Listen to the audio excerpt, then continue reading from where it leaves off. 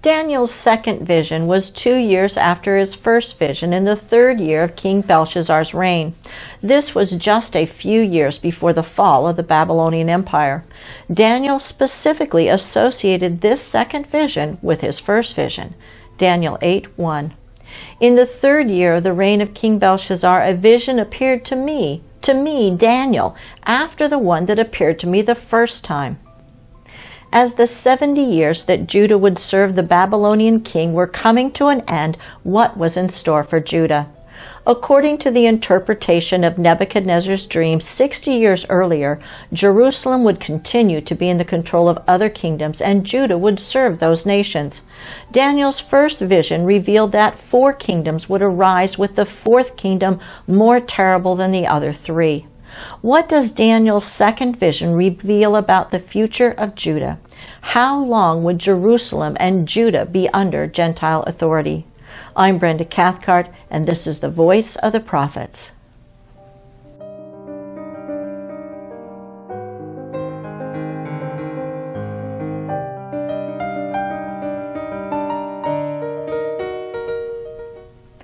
Daniel spent his entire adult life in Babylon, serving the Babylonian kings and later the Medo-Persian rulers Darius and Cyrus. At the time of Daniel's second vision, the Medo-Persian Empire was expanding on all fronts, including into the region controlled by the Babylonian Empire. The city of Shushan, or Susa, was 230 miles east of Babylon on the eastern edge of the Babylonian Empire, near the border with the Medo-Persian Empire. Daniel 8:2. I saw in the vision, and it so happened while I was looking, that I was in Shushan, the citadel, which is in the province of Elam, and I saw in the vision that I was by the river Ulai. Commentators are divided about whether Daniel was physically present in Shushan, where he may have been sent by Belshazzar to observe or direct the events happening there. However, it is equally possible that Daniel was in Babylon when he had this vision. Whether or not Daniel was present physically, symbolically, or both, the city of Shushan and the region of Elam was the first place Cyrus captured as he conquered the Babylonian Empire. After the Medes and Persians conquered the Babylonian Empire, Shushan was set up as the winter palace of the Medo-Persian rulers. Daniel may have served Cyrus in Shushan. There is a legend that states that Daniel died and was buried there. After Daniel experienced the entire vision, he sought to understand what it meant. Daniel 8:15 and 16. Then it happened when I, Daniel, had seen the vision and was seeking the meaning, that suddenly there stood before me one having the appearance of a man. And I heard a man's voice between the banks of the Ulai, who called and said, Gabriel, make this man understand the vision. I wonder if Daniel associated the one with the appearance of a man with the same figure who appeared in the fiery furnace with Shadrach, Meshach, and Abednego. This is the first official appearance of the heavenly being Gabriel. Hitchcock's Bible Names Dictionary defines the name Gabriel as meaning God is my strength. The name is from the Hebrew word Gaber, number 1397 in Strong's Concordance, meaning a valiant warrior. Easton's Bible Dictionary defines Gabriel as the champion of God. As the champion of God, Gabriel stands in the presence of God. This is how Gabriel introduces himself to Zacharias in answer to Zacharias asking how he could be sure that he would have a son. Luke 1:19. And the angel answered and said to him, I am Gabriel, who stands in the presence of God and was sent to speak to you and bring you these glad tidings. Gabriel appeared at least one other time to Daniel when he explained Daniel's third vision. It is likely that he was also the messenger who was sent to explain Daniel's other 2 visions. In Daniel's vision, the one with the appearance of a man instructed the angel Gabriel to explain the vision. Gabriel opened his interpretation of the vision with the statement that the vision referred to the time of the end. Daniel 8:17 through 19.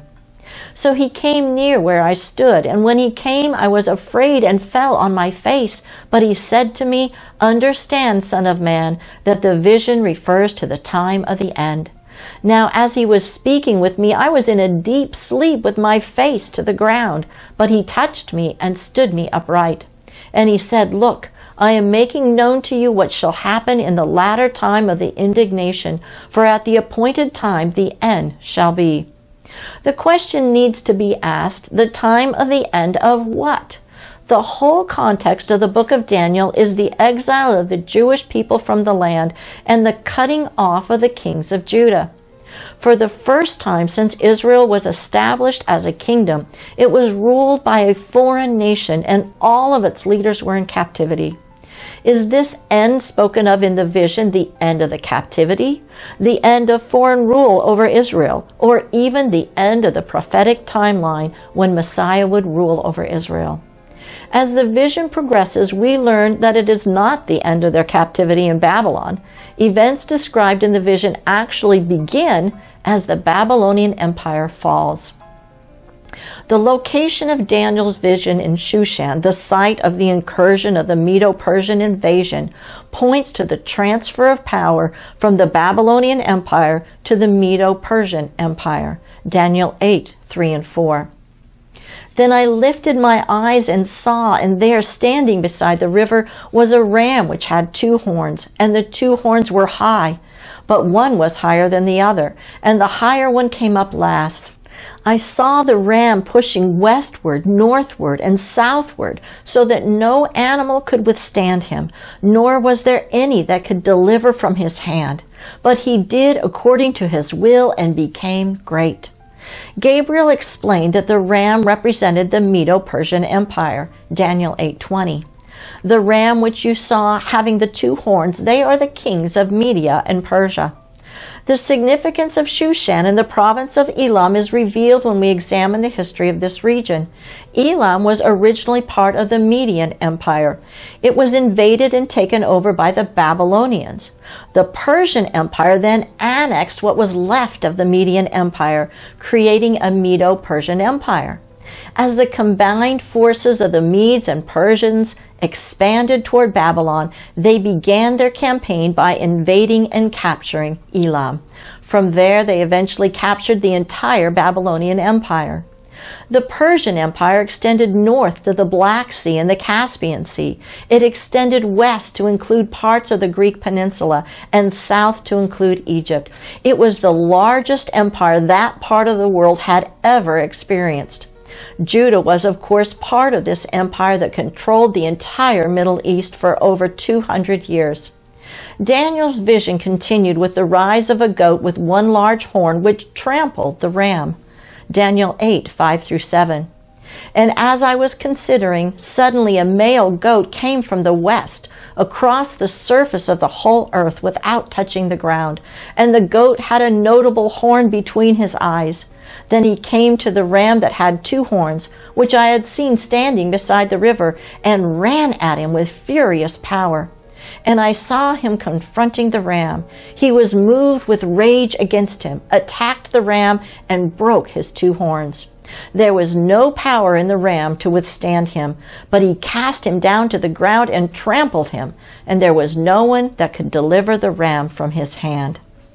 Gabriel explained that the goat represented the Greek Empire as it rose to power under Alexander the Great, Daniel 8:21.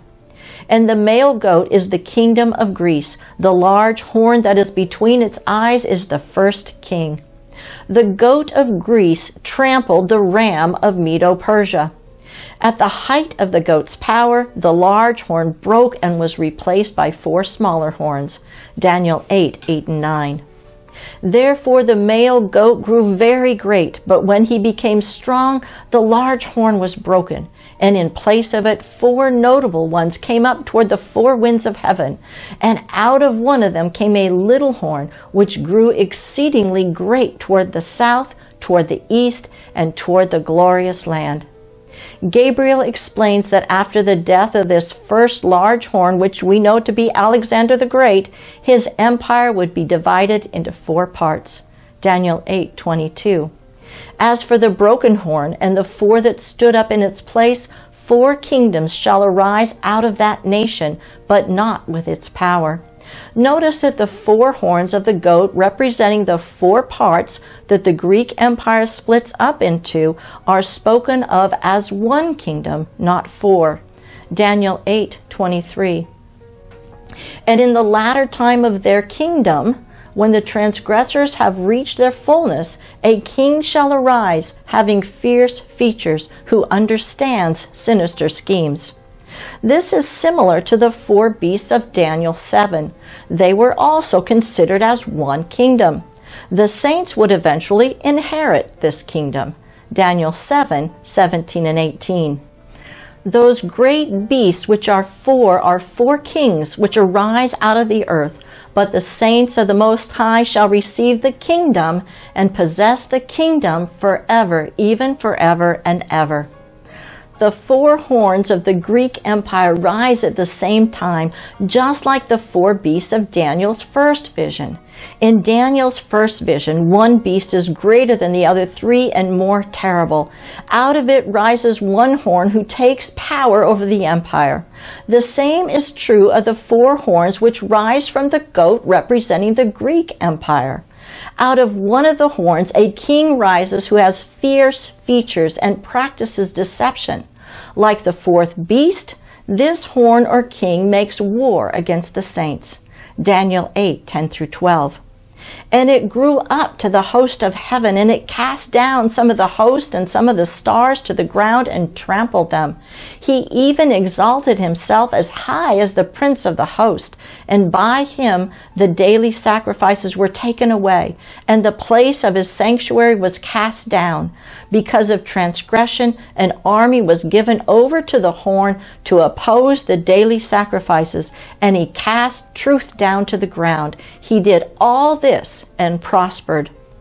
In this war against God's people, which are called the host of heaven and the stars of heaven, the daily sacrifices in the temple will be cut off. The horn will exalt himself as God, equal to the true God and King of Judah. At this point in the vision, a voice speaks, probably asking the question that Daniel was wondering about: how long would this last? Daniel 8:13 and 14. Then I heard a holy one speaking, and another holy one said to that certain one who was speaking, how long will the vision be concerning the daily sacrifices and the transgression of desolation, the giving of both the sanctuary and the host to be trampled underfoot? And he said to me, for 2,300 days, then the sanctuary shall be cleansed. One of the rulers of the Seleucid Empire, Antiochus Epiphanes IV, would prohibit the worship of God. He set up an abomination in the holy place, required the sacrifice of swine and other unclean animals on the altar of God, turning it into an altar of Zeus.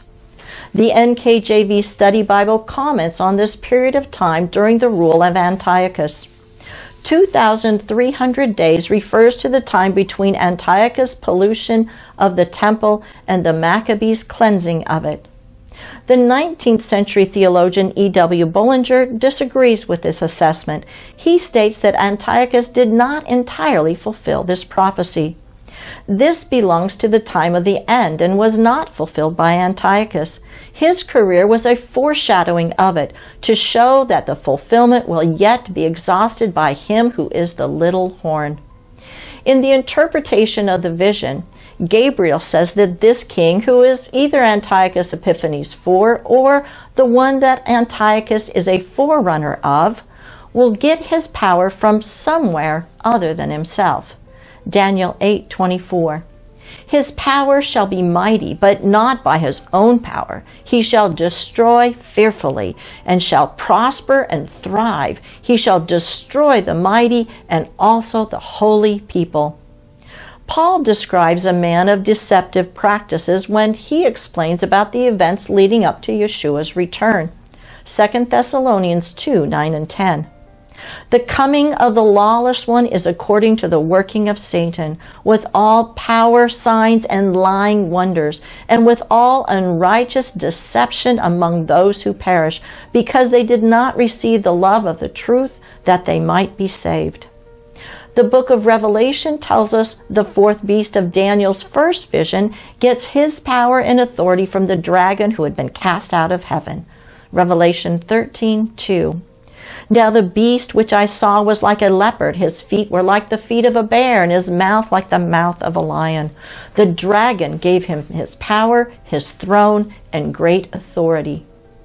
Could Antiochus Epiphanes IV, as the fourth horn of the goat in this second vision of Daniel, be linked to the fourth beast of Daniel's first vision and the beast described in Revelation 13? Is Antiochus a forerunner of the Antichrist? Returning to Daniel's vision of the goat and its interpretation, the events about the Greek Empire were fulfilled.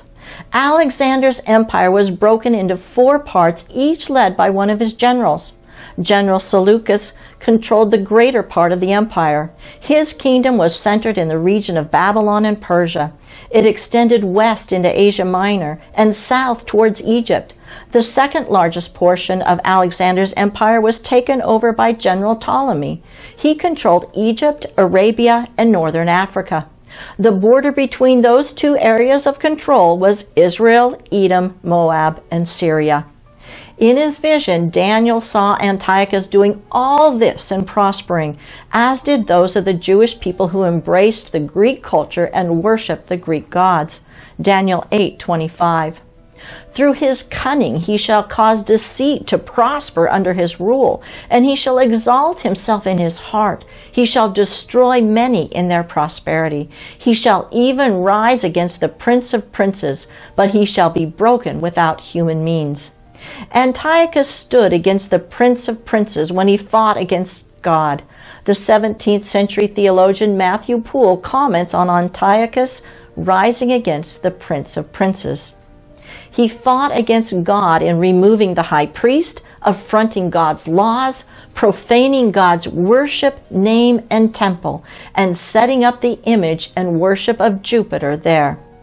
At this point in his interpretation, Gabriel tells Daniel to seal the vision because it refers to a time many years in the future. Daniel 8:26.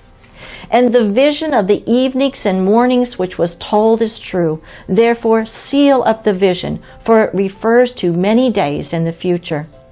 The literal events described by Gabriel concluded when the Jewish people under the priest Judah, who was called Maccabeus, led the people in revolt against Antiochus. They defeated the Seleucid army during a time that the greater part of the army was engaged in battle with and defeated by the Persians in the province of Elam. At this time, Israel proclaimed their independence and had self-rule for the first time since the Babylonian exile.